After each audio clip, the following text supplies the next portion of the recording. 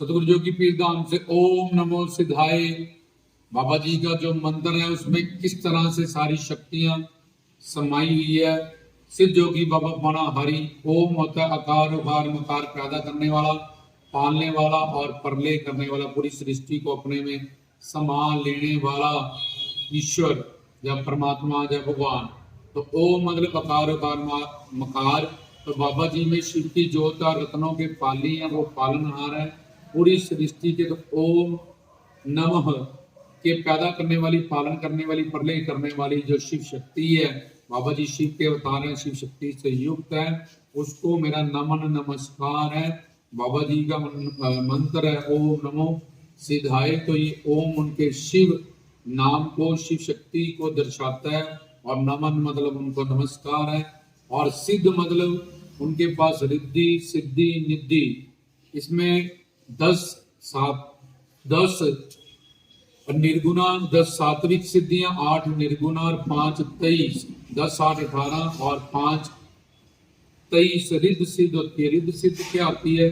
जिससे कि कोई बच्चा नहीं हो रहा, किसी का बिजनेस नहीं चल रहा, किसी की कोई बीमारी ठीक नहीं हो रही, तो ये जितनी भी प्रॉब्लम्स होती हैं ये सब रिद्ध सिद्ध और बाबा जी के अधीन उनकी दासियां और नौकरानियां बनके बाबा जी के पास रहती हैं, और उनके पास नवनिध नाम का खजाना भी उन्होंने अष्टांग योग से गुरु दत्तात्रेय नाथ से शिक्षा दीक्षा पाके साधना की है। यम नियम आसन प्राणायाम प्रत्याहार धारणा ध्यान समाधि, ये 8 पौड़ियां उसमें होती है, जिसमें अपनी कुंडली को जागरण करते हुए मूलाधार स्वादिष्ठान मणिपुर अनाहद विशुद्ध आज्ञा चक्र, फिर त्रिकुटी, फिर मानसरोवर, फिर बिंदु चक्र, फिर दशम द्वार की यात्रा करके शिव की परम ज्योत का दर्शन दीदार करते हैं। मूलाधार में छुई हुई शक्ति पार उतारा करने वाली कुंडली मार के पार्वती को शिव से योगीनाथ लोग मिलन कराते हैं। तो बाबा बालकनाथ जी का जो मंत्र है ओम नमो सिद्धाय, वो धर्म अर्थ काम मोक्ष चारों फलदायक पुरुषार्थों को सफल करने वाला है, क्योंकि वो सिद्ध पुरुष है।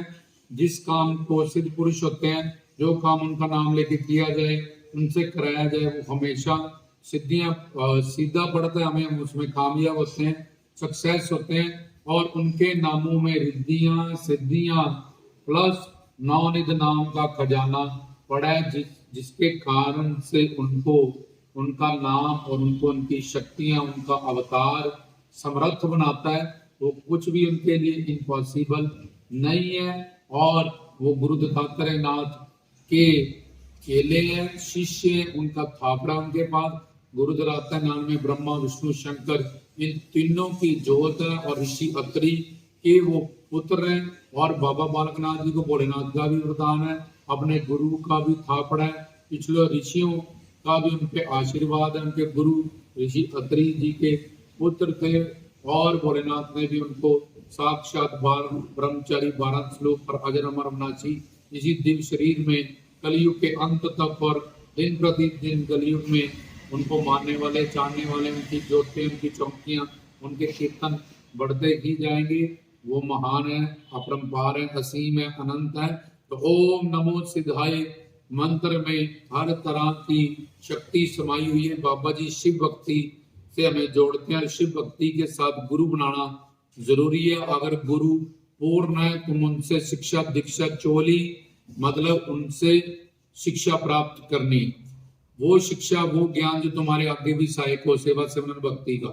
चिमटा मतलब शब्दी सुरती का ज्ञान, और सिंगी मतलब गुरु का नामदान, और गुरु का पूर्ण होना जरूरी है। जैसे बाबा बालकनाथ जी के टाइम पे मुशंदरनाथ, जलंधरनाथ, कनीफानाथ, बहुत सारे नाथ थे, लेकिन उन्होंने गुरु दत्तात्रेय नाथ का ही सिलेक्शन किया, उनको ही अपने पूर्ण गुरु, क्योंकि अवतारी थे शिव के, उनको पता था पानी पी जो जान के, गुरु की जो जान के।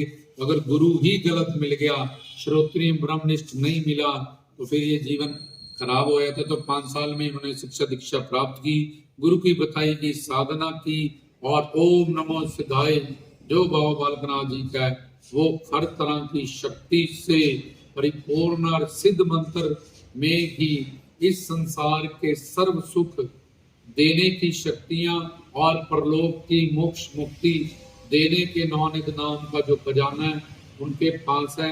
वो समाई हुई है जो उनको समर्थ करती हैं, उनको अवतारी करती हैं, जिनमें सब अवतारों की शक्तियां समाई है। और वात्सल्य बाल स्वरूप देवता के रूप में उन्होंने अवतार लिया, जिसमें वो जल्दी अगर गुरु सही पकड़ा और उसकी बताई गई भक्ति की जाए तो बड़ी जल्दी प्रसन्न होते हैं, हमारी जोगियां मरते हैं। ये ओम नमः सिद्धाय मंत्र की महानता बताई, कैसे बाबा जी के लिए इसी मंत्र में कुछ भी असमर्थ नहीं है।